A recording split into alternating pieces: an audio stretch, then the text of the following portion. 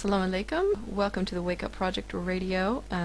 This is actually sort of a preview to the actual show that will be coming up, the interview that we will be having with Dr. Buttar. And the theme of tonight's show is exposing the medical mafia. And, some people out there are questioning whether I have an agenda. Yeah, I've got an agenda. I definitely have an agenda. I want this world to be a better place. I absolutely do. I have 5 children, and I feel it is my responsibility to do whatever I can with whatever tools, resources Allah subhanahu wa ta'ala blesses me with, to do whatever I can to make other people's lives better and basically generally improve the state of this world. And I have absolutely every little bit of faith that we will improve this world, because people are waking up with lightning speed, and it is very exciting to see the transformation that is taking place. And I would like to bring about a smoother transformation, if at all possible. If I can play any role in that, in making it a smoother transition for people into a more beautiful world, reduce the suffering, because it seems like quite often it's suffering can be a sort of cleansing process, a sort of waking up process for many of us. But I don't think that we have to suffer, as much as we tend to, if we would just wake up and make the changes that we need to make. And then that will alleviate the suffering, and we can step into a better world much more quickly. So that's my agenda, folks.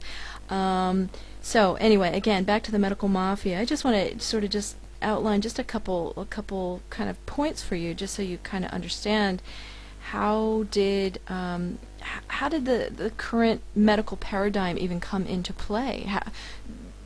How did it evolve? How did it get here? And really, I mean, it comes back to the Rockefeller family. I mean, it's just amazing.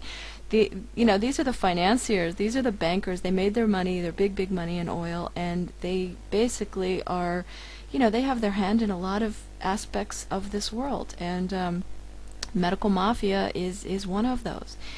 Realize that the pharmaceutical industry is the second, biggest profit industry on earth after arms industry. After direct death and destruction, it's sort of this covert death and destruction. And even the Journal of American Medical Association, they even admit that they are one of the main causes of death and disease on earth.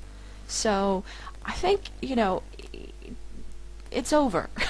It's time for us to really wise up and just quit turning to them for any sort of solution. I have long ago. I mean, I birthed my babies at home. I never, ever go to the doctor. I mean, my children have never even been there. They don't even know what it is. Okay. Well, okay. One time my son did get stitches. For something mechanical, I'm cool with it. But anything chemical, no.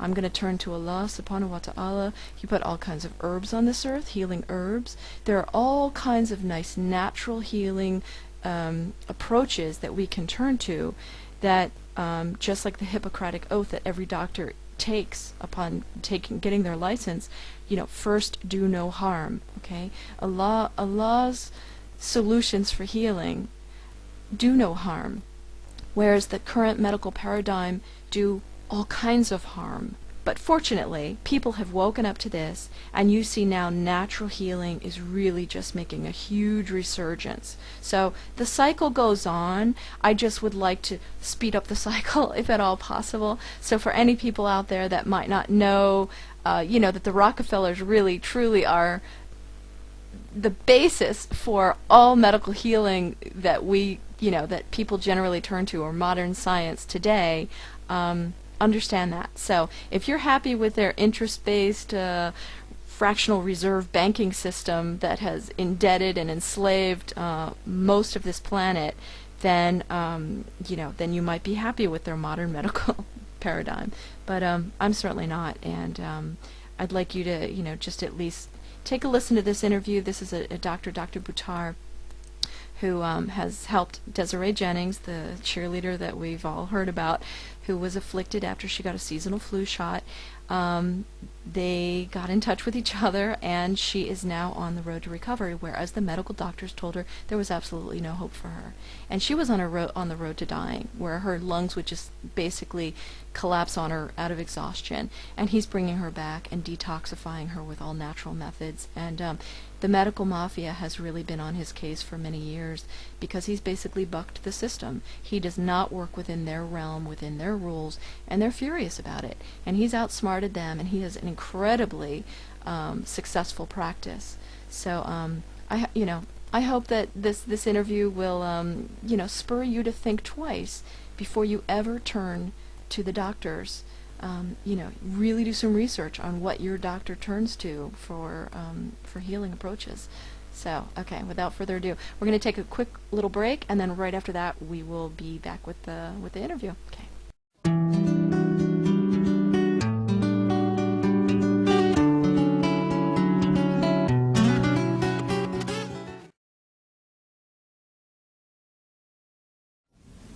Hi everyone, this is Desiree Jennings.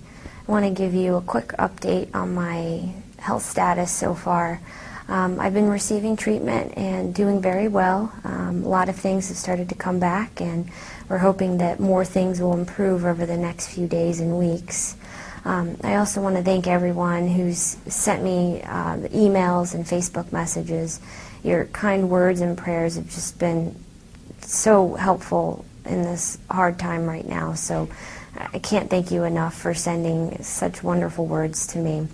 And I also wanted to thank the folks who've shared their stories with me of their experiences with ill health, and I just want to let you know that there is hope and there are things you can do to alleviate some of these problems, if not completely reverse them. So please stay positive, and I will pray for you.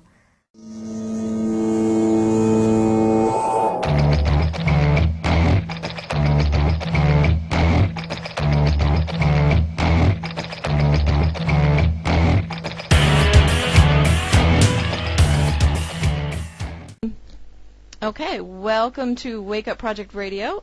You can find this at wakeupproject.com. We are joined with Dr. Rashid Buttar. Am I pronouncing that properly? Rashid Buttar. Rashid Buttar, okay. And many of you may know him as he was just sort of suddenly thrust into the spotlight as for his role in healing Desiree Jennings, which any of you who may remember, she was the young cheerleader, Washington Redskins cheerleader who was afflicted after not a swine flu shot, but just a regular seasonal flu shot this fall of 2009, and she was afflicted with dystonia. And it was really quite a heartbreaking case, and the doctors basically gave her no hope. And I recall even when she was being interviewed by Fox News, it sounded like that they had said, if you try to talk or walk, you're actually going to get worse. And one how or another, I don't know exactly how, but I think we'll find out tonight, she was put into contact with Dr. Buttar, and he basically healed her. He, as I understand it, he detoxified her system of the poisonous vaccine that was given to her, and now she's in full recovery, as I understand it. But we'll get into that a little bit later. So anyway, so why don't you just give us a little background on, let's say a professional background. How did you even get into the whole medical field, and just go ahead and lay it out for us. Well, I've been a physician for 19 years. About 13 years ago is when I made the transition from emergency medicine, trauma medicine, general surgery. That's what I had my training into, less of an invasive methodology or philosophy, I guess you could say, of treating patients. And so since 1997, I got out of the military in 1996. In 1997, I opened up my own private office. And I think that one thing that is important to mention here, and a lot of people may get a little confused when they think about detoxification, or they think of natural and holistic, they think a bunch of vitamins and stuff. We do many, many invasive treatments. We do 39 different types of intravenous therapies here. And so it's not as simple as doing a bowel cleanse or something like that that works. So she was very toxic. By the way, just so that we're clear, she's not fully recovered. She is well on her way of becoming recovered. She can do things that she wasn't able to do now, and she's actually told me that if she doesn't improve any more from this point onward, she's very grateful and she can actually lead a normal life, but she's still not 100% back. For instance, her ability to recall, short-term memory loss is still there. Her ability to recall events that go back initially, when we first got the improvement in her, she could only think back 6 to 8 hours.